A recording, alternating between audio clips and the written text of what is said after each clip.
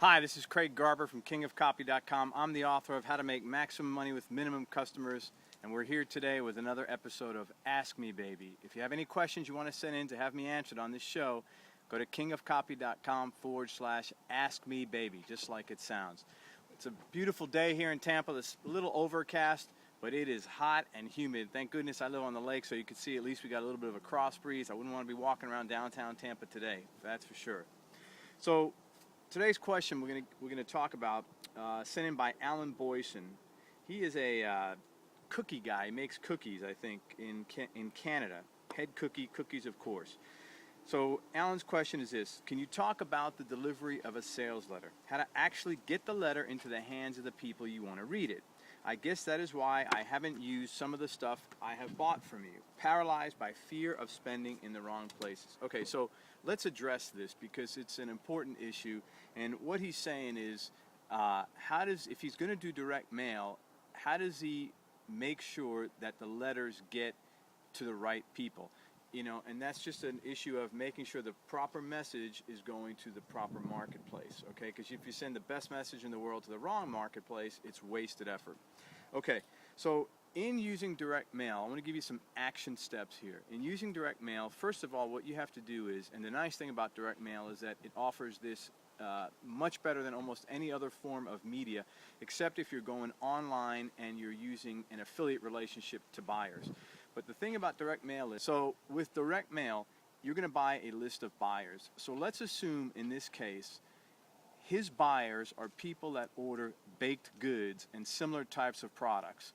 So he's going to go to a list broker, and list brokers are a good list broker. It's like anything else: doctor, lawyer, copywriter, marketing guru, chef. It's hard to find a good one. You know, in any profession, it's not a bell curve like this, okay? Well, it is, except it's skewed towards the low end, okay? Most people suck, and you got some people that are average, but very, very, very few people are really top-notch, and it's hard. You got to go find one. So the best thing to do on that is to get referrals and references. You go to your list broker and you say, listen, I want to target people that buy baked goods, okay? So he'll go out and get buying lists from other catalog companies. For example, something that comes to mind is a company called Zingerman's here in the States. They're in the Midwest.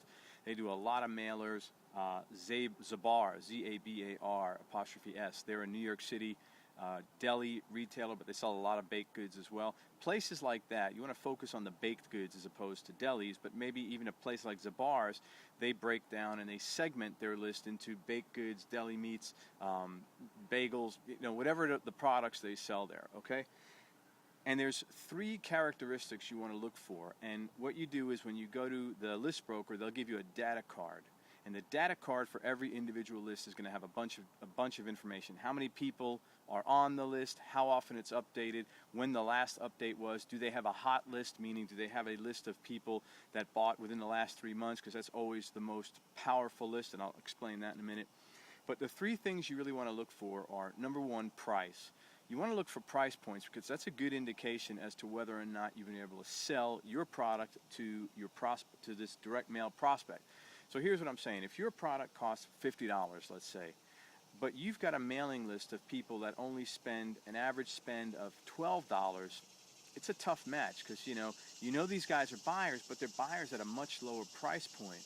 It's going to be tough, apples to apples, to make that sale. So ideally, and the reality is this isn't always the case. You don't always have a bunch of choices, but ideally you want to have a list of people that spend at least $50. Maybe they spend $75 or $82 is the average purchase, okay? But that's the one you want to target as opposed to the 12. Is that reality? Sometimes not. Sometimes all you got's that list and the average price is $12 or $24 and you got to try to make chicken salad out of chicken shit.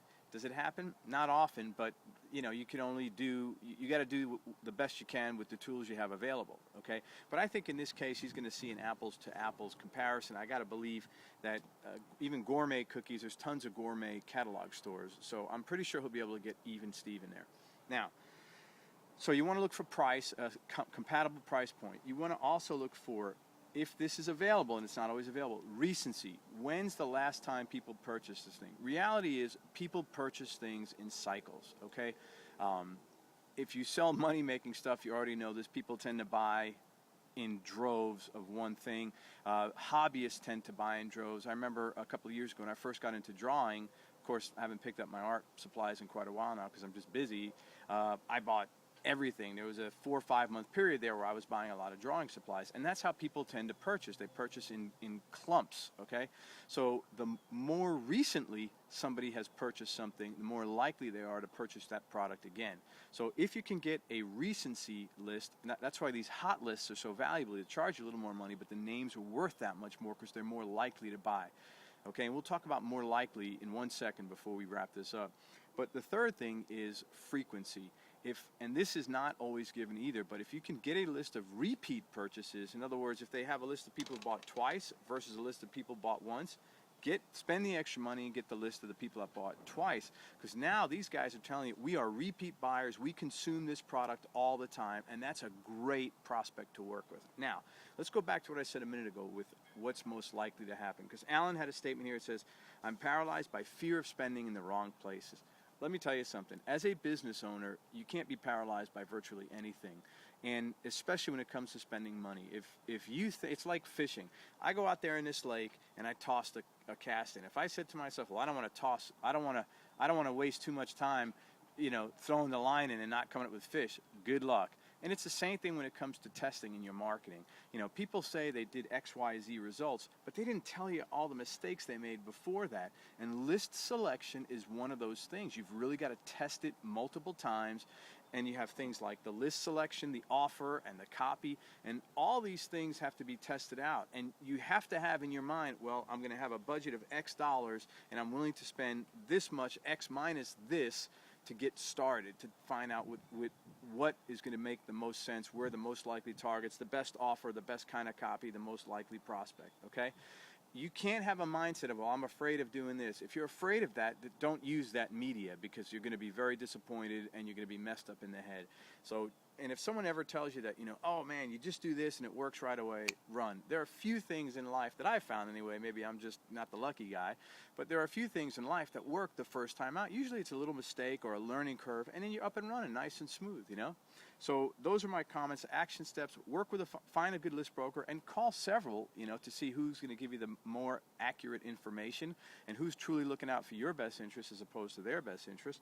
But action steps: you look for the data card of comparable mailers, okay, that have bought a similar product, price, recency, frequency. Do that, and that's the highest likelihood, the highest probability of success, and you'll be on your way, and that's it. It's that simple. And then some lists are really good. You can mail over and over again, a couple of thousand pieces a week even.